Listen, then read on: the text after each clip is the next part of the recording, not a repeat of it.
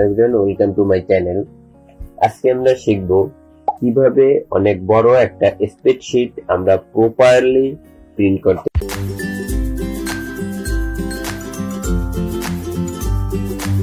জন্য আমরা মাইক্রোসফট এক্সেলে চলে আসলাম। এরপর আমরা আমাদের শীটে চলে আসলাম। এখানে আমাদের একটা শীট নেওয়া রয়েছে। এখন আমরা এখান থেকে উপরে এখানে চলে আসব। এরপর এখানে আমরা দেখতে পাবো পেজ লেআউট অপশন রয়েছে। আমরা এখানে চলে আসব। এখানে চলে আসলাম। এরপর আমরা এখান থেকে এখানে চলে আসব। এটাকে আমরা ক্লিক করে দিব। এরপর এখান থেকে পেজ সেটআপে আমরা চলে আসব। পেজ সেটআপে চলে আসার পর এখানে আমরা দেখতে পারবো এখানে পেজ রয়েছে, মার্জিন, হেডার এন্ড ফুটার এবং শীট। এখন আমরা এই শীটে চলে আসবো। আমরা শীটে ক্লিক করলাম। এখন এখানে অনেকগুলো অপশন রয়েছে।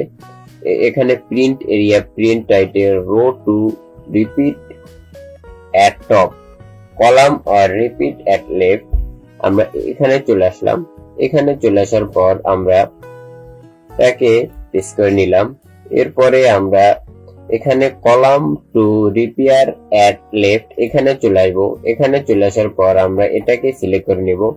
এটাকে সিলেক্ট করার পর আমরা এখান থেকে এখানে আমরা দেখতে পাচ্ছি এখানে রয়েছে প্রিন্ট প্রিভিউ এবং অপশন। আমরা এখান থেকে প্রিন্ট প্রিভিউতে চলে আসব। এখন আমরা দেখতে পাচ্ছি এখানে আমাদের শীটগুলো একটার পর একটা হয়ে গিয়েছে। এখন আমরা আবার এখান থেকে ব্যাগে চলে আসলাম। আমরা এখান থেকে ব্যাগে চলে আসার পর আমরা এখানে নিচে এখানে তিনটে অপশন দেখতে পারবো। একটা হলো নরমাল, একটা হলো পেজ লেআউট এবং একটা হলো পেজ ব্রেক। এখন আমরা এখানে যদি ক্লিক করি, আমরা একটু দেখার জন্য আমরা এখানে ক্লিক করে দিলাম। এখন আমরা দেখতে পাচ্ছি এটা এভাবে চলে আসবে এবং আমরা যদি এখানে পরটা দেখতে চাই তাহলে আমরা এখানে পেজ ব্রেকের রিভিউটা দেখব, সেটাও এভাবে চলে আসবে। আমাদের 6টা পেজ, সেগুলো এভাবে চলে আসবে। তো আমরা এখানে চলে আসলাম। এখন অপশন দেখতে পাচ্ছি। এখন আমরা এখানে অনেকগুলো অপশন দেখতে পাচ্ছি। আমরা এই অপশনগুলোকে এক একটা দেখে নেব। এরপর আমরা এখান থেকে নিচে চলে আসলাম। নিচে চলে আসার পর এখান থেকে আমি 1 দিয়ে দিলাম। এখান থেকে 1 দিয়ে দিলাম, অথবা এখানে আমরা যে কোনো ধরনের নাম দিয়ে দিতে পারি। আমাদের এখানে রয়েছে আমাদের page number, page name of page, current date, current time, file name, spreadsheet name, আরো অনেক অপশন এখানে রয়েছে। আমরা এখানে নাম্বার দিয়ে দিব। এখানে আমরা 1 দিয়ে দিলাম। এরপর আমরা নিচে চলে আসব। এখানে আমরা 2 দিয়ে দিব, 2। এরপর আমরা এখান থেকে আবার নিচে চলে আসব। আমরা এটাকে 3 দিয়ে দিলাম। এরপর আমি আবার এখান থেকে নিচে চলে আসব। এটাকে আমি 4 দিয়ে দিলাম। এরপর আমি আবার একটু নিচে চলে আসব। তো আমি আর নিচে বেশি চলে আসলাম না। এরপর আমি এখান থেকে আমি চলে আসলাম এটাকে আমি 5 দিয়ে দিব। এরপরেরটা আমি চলে আসব। এটাকে আমি 6 দিয়ে দিলাম।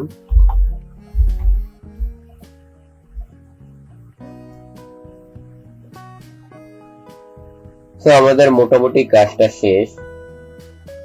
এখন আমরা এখান থেকে দেখে নিতে পারি, আমরা আবার এখানে এই অপশনে চলে যেতে পারি, অথবা এখানে আমরা চলে আসতে পারি। এখন আমরা এখানে চলে আসলাম। এখানে চলে আসার পর আমরা এখান থেকে এখানে আবার আমি 1 2 দিয়ে দিতে পারি, অথবা আপনাদের এখান থেকে পেজ অনুযায়ী এখান থেকে আপনারা এখানে নাম্বার দিয়ে দিবেন। এরপর আমি যদি এখান থেকে আবার একটু প্রিন্টে চলে যাই, এখানে চলে আসলাম এবং আমি আবার প্রিন্টে চলে আসলাম। এখন আমরা দেখতে পাচ্ছি এখানে আমাদের টোটালি সবগুলো আমাদের এক একটা করে এখানে চলে এসেছে। আমাদের এখান থেকে 6টা পেজ এখানে একটার পর একটা আমাদের এখানে চলে এসেছে, একটার পর একটা। আমরা এটা একটু ভালোভাবে দেখে নিয়ে আমাদের হেডার এন্ড ফুটারটা আমরা ব্যবহার করব। এরপর আমরা এখানে চলে আসলাম।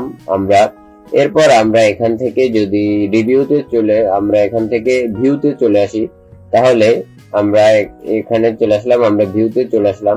এরপর আমরা এখান থেকে দেখতে পাচ্ছি এখানে নরমাল রয়েছে, পেজ ব্রেক রিভিউ রয়েছে, এখানে এটা পেজ লেআউট রয়েছে। আমাদের যদি আমরা কোনো ধরনের লেআউট করতে চাই তাহলে আমরা করতে পারি। এরপর আমরা কাস্টম ভিউস রয়েছে, আমরা যদি চাই এগুলো যে কোনো ধরনের এগুলো ব্যবহার করে দিতে পারি।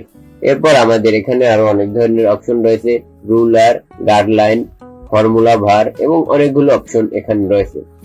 সো এভাবে আপনারা একটা দেখে নেবেন, তাহলে আপনাদের অনেক সুবিধা হবে। এরপর আপনি এটাকে চলে আসার পর আপনি এখানে চলে আসার পর এখানে চলে আসবেন। এরপর আপনি এখান থেকে প্রিন্টে দিবেন। এরপর এখান থেকে আপনি যদি প্রিন্টে দিয়ে দেন তাহলে আপনার সব ডাটাগুলো এখান থেকে সিলেক্ট হয়ে যাবে এবং একটার পর একটা সবগুলো প্রিন্ট হয়ে যাবে। সো আমি আবার ব্যাগে চলে যাই। সো আজকের ভিডিও এই পর্যন্তই, দেখা হবে পরের ভিডিওতে। আসসালামু আলাইকুম।